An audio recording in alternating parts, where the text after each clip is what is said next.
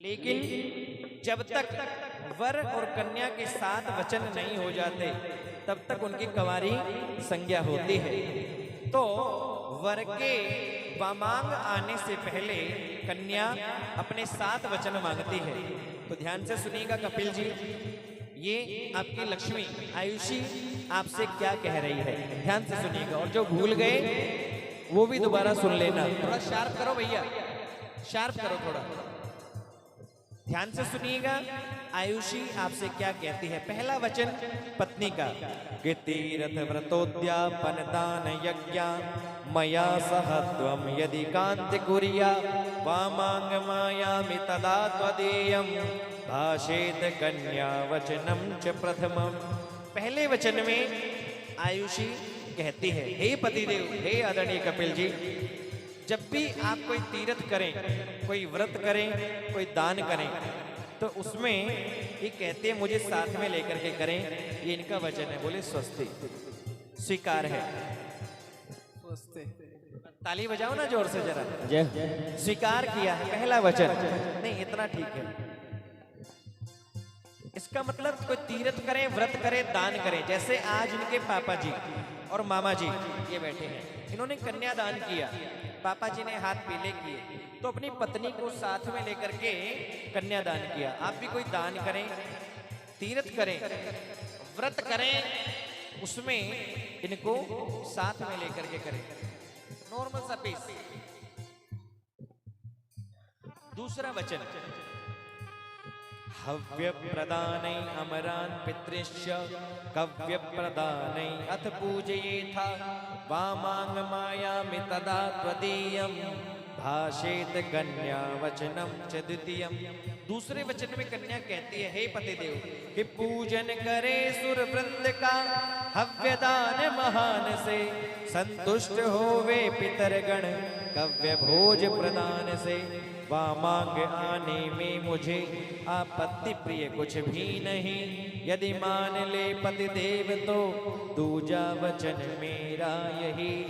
दूसरे वचन में कन्या कहती है, हे पतिदेव, कहते हैं घर में लक्ष्मी की वृद्धि होती है देवताओं की कृपा से। आप समय समय पर देवताओं को प्रसन्न करने के लिए देवताओं की पूजा करें, यज्ञ करें, हवन आदि करें, तो उसमें मुझे साथ में लेकर के करें। और वंश की वृद्धि होती है पितरों के आशीर्वाद से। पितरों को भी आप समय समय पर प्रसन्न करें, उनको भोग आदि प्रदान करें, देवताओं के लिए हवन करें, उसमें मुझे साथ में रखें। ये इनका दूसरा वचन है। बोले स्वस्ति, स्वस्ति। क्या बात है, बजाओ ना ताली। पहले वचन के ऊपर मुझे एक बात याद आई, तीर्थ व्रतोद्यापन। आप कोई तीर्थ करें, व्रत करें, दान करें, उसमें साथ में लें। तीर्थ के ऊपर एक बात याद आई मुझे। मैं बेंगलोर में शादी करा रहा था। मैं बेंगलोर में शादी करा रहा था, तो एक बेटा जो दूल्हे राजा थे वो इंजीनियर थे। उन्होंने पूछा, गुरुजी एक बात पूछूं, आपने बताया तीर्थ व्रत दान करें तो उसमें साथ में लेना। बोले ये भगवान की बड़ी कृपा है कि सारे तीर्थ इंडिया में ही हैं। 2-4 तीर्थ भी बाहर शिफ्ट हो जाते तो हमारे जैसों की मुश्किल बढ़ जाती। मैंने कहा कैसे? बोले लक्ष्मी जी बोलती सुनो हो के। बोले क्या? बोले सिंगापुर वाली माता के जड़ूलो बोल रखो है। अब सिंगापुर जाओ जड़ूला उतराना वास्ते बच्चों के लिए, है ना। बोले फिर सिंगापुर से आते तो बोल देती, बोले सुनो हो। बोले क्या? बोले अमेरिका वाला बालाजी के धोख बोल रखी है। अब अमेरिका जाओ धोख लगाने वास्ते। अमेरिका से आएंगे तो बोल देंगे, बोले सिडनी ऑस्ट्रेलिया वाले भोलेनाथ के भंडारों बोल रखो है।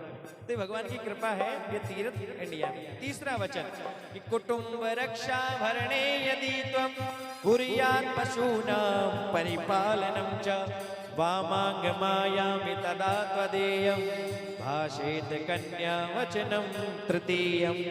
तीसरे वचन में आयुषी कहती है, हे पतिदेव, कुटुंब रक्षा भरणे यदि तुम। पहले आपके ऊपर परिवार की रक्षा का भार नहीं था, लेकिन अब आप जैसा मनीष जी ने बताया शुरू में, अब आप शादीशुदा, बैचलर लाइफ का दी एंड हो गया आपका शादी शुदा जीवन, आपको गृहस्थ जीवन का शुभ आरंभ हो गया। तो ये कहती हैं, हे पतिदेव, मैंने अपना बचपन मेरे पिता के यहाँ पर व्यतीत किया। थोड़ा थोड़ा घी डालते रहो अपने आप। मैंने अपना बचपन पिता के यहाँ व्यतीत किया। मेरी युवावस्था मेरी वृद्धावस्था में आपके साथ रहना चाहती हूँ।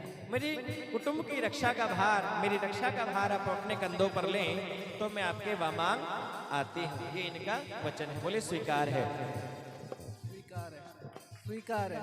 क्या बात है, ताली नहीं बज रही इधर से जरा। तीसरा वचन हुआ। चौथा वचन कि आये व्ययौ धान्य धनादिकानां दृष्ट्वा गृहं चेदुचितं निदद्या वामांगमायामि तदा त्वदीयं भाषेत कन्या वचनम चतुर्थम।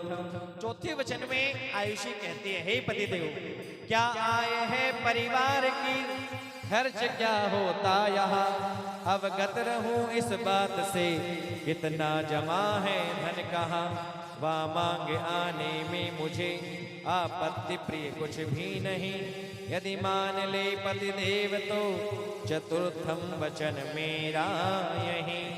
हे पतिदेव, क्या आय है परिवार की, कितना आप कमाते हैं और कितना खर्चा करते हैं, ये भी इनको पता होना चाहिए, जिससे कि आपका गृहस्थ तरीके से ये चला सके। कहते हैं गृहस्थ को चलाने के लिए लक्ष्मी जी की महत्वपूर्ण भूमिका होती है। इनको पता रहे कितना आप कमाते हैं, कितना हमें खर्चा करना है। 1 रुपया कमाओ तो 98 में ही खर्चा चलावे, 1 लाख कमाए तो 50,000 में खर्चा चलाए, 50,000 सेविंग कर ले, है ना जी? क्यों जी मामा जी, यही बात है ना? जो कमाए ताकि उससे कम में खर्चा ये चला सके। क्या आय है परिवार की, खर्च क्या होता यहाँ, अवगत रहूं इस बात से, कितना जमा है धन कहाँ, कितना बैंक में जमा कर रखा है, कितना HDFC में है, कितना OBC में है, कितना PNB में, वो भी आयुषी को पता होना चाहिए ताकि सब व्यवस्था सही से चल सके। बोलिए स्वीकार है, क्या बात है। हाँ, जोर से बजाओ जरा, जोर से बोलेंगे तो बोल दीजिए स्वीकार। स्वीकार है। आहा हा। 5वां वचन कि देवालया राम तड़ाग गोप वापी विदद्या अथ पूजेत वामांग मायामि तदा त्वदीयं भाषेत कन्या वचनम च पंचमम। कहते हैं व्यक्ति जो कमाए उसमें से दान जरूर करना चाहिए। किसी भी अच्छे कार्य में आप समय समय पर जो कमाते हैं उसमें दान जरूर करें। कोई मंदिर बनवाए, कोई धर्मशाला बनवाए, कोई कुआं तालाब बावड़ी बनाए, कोई ब्राह्मणों को, संतों को, गौओं को, जैसा आपका जहां मन करे उसमें दान पुण्य जरूर करें, जिससे हमारे धन की शुद्धि हो और हमारे धन की बढ़ोतरी हो। तो ये कहती हैं उसमें भी आप मेरी सम्मति ले, मुझे साथ में ले, ये इनका वचन है। बोले स्वीकार है, स्वीकार है। 6वां वचन ध्यान से सुनिएगा कि देशांतरे वा स्वपुरांतरे वा यदि प्रकुर्या क्रय विक्रय त्वं वामांग मायामि तदा त्वदीयं भाषेत कन्या वचनम च षष्ठम। 6ठे वचन में कहती है देशांतरे वा स्वपुरांतरे वा, आप देश में रहें अथवा प्रदेश में रहें, जहां रहें आयुषी कहती है आप मुझे साथ में रखें।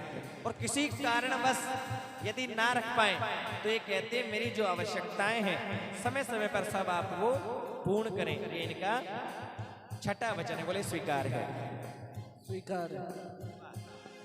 और कहते हैं यदि प्रकुर्या क्रय विक्रय तुम कोई चीज खरीदें और बेचें उसमें भी आयुष्य की सम्मति लेनी है। बोले स्वीकार, स्वीकार है। आहा, कोई बड़ी चीज खरीदे तो भाई आपको नई दुकान मकान फ्लैट लेना हो, बढ़िया गाड़ी लेनी हो तो पूछ लो आयुषी कौन सी गाड़ी लेकर के आए, कौन से वाला फ्लैट ले, तो सम्मति होनी चाहिए। 7वां वचन मोस्ट इंपोर्टेंट वचन, ध्यान रखना रेगुलर। 7वां वचन, 6 वचन एक तरफ, 7वां वचन एक तरफ, बहुत महत्वपूर्ण वचन, ध्यान से सुनिएगा। आयुषी आपसे क्या कह रही है कि न सेवनीया पर पूर्व विकासा काले त्वया भामिनी भामिनी ते वामांग मायामि तदा त्वदीयं भाषेत कन्या वचनम च सप्तमम। 7वें वचन में कहती है कि हे पतिदेव, कि चरित्र बल माना गया विश्व में सबसे बड़ा, एक पत्नी नियम पालन बना विश्व में सबसे बड़ा, वामांग आने में मुझे आपत्ति प्रिय कुछ भी नहीं, यदि मान ले पतिदेव तो सप्तम वचन मेरा यही।